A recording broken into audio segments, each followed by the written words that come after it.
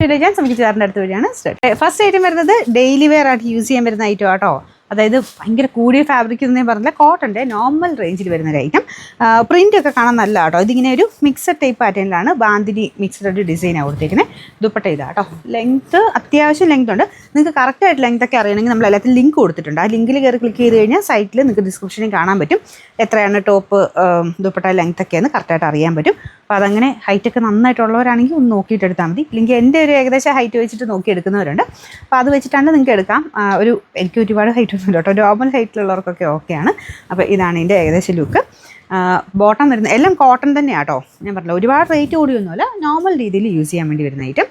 Number AH754, rate 650 രൂപയുള്ളൂ. 680. നമുക്ക് രണ്ടാമത്തെ ഷെയ്ഡ് വരുന്നത് യെല്ലോയുടെ ഒരു കോമ്പിനേഷൻ ആട്ടോ. യെല്ലോ എന്ന് വെച്ചാൽ ഭയങ്കര ഓവറായിട്ട് നിൽക്കുന്ന യെല്ലോ അല്ല, ഒരു ബ്രൗണിഷ് യെല്ലോ എന്ന് പറയാം. അതും സെയിം തന്നെ രീതിയിലാണ് വന്നിരിക്കുന്നത്. ഞാൻ പറഞ്ഞല്ലോ ഒരു കോട്ടൺ മെറ്റീരിയലാണ്. നോർമലി ഡെയിലിയൊക്കെ കോട്ടൺ ഉപയോഗിക്കുന്നവർക്ക് നല്ല കേട്ടോ. ഒത്തിരി റേറ്റ് കൂടിയ ഐറ്റമൊന്നും അല്ലെങ്കിൽ ഭയങ്കര തെളിച്ചോളൂ അങ്ങനെയൊന്നും വിചാരിച്ചെടുക്കരുത്. നോർമൽ കോട്ടൻ്റെ ഫാബ്രിക്കിൽ ചെയ്തിരിക്കുന്നതാണ്.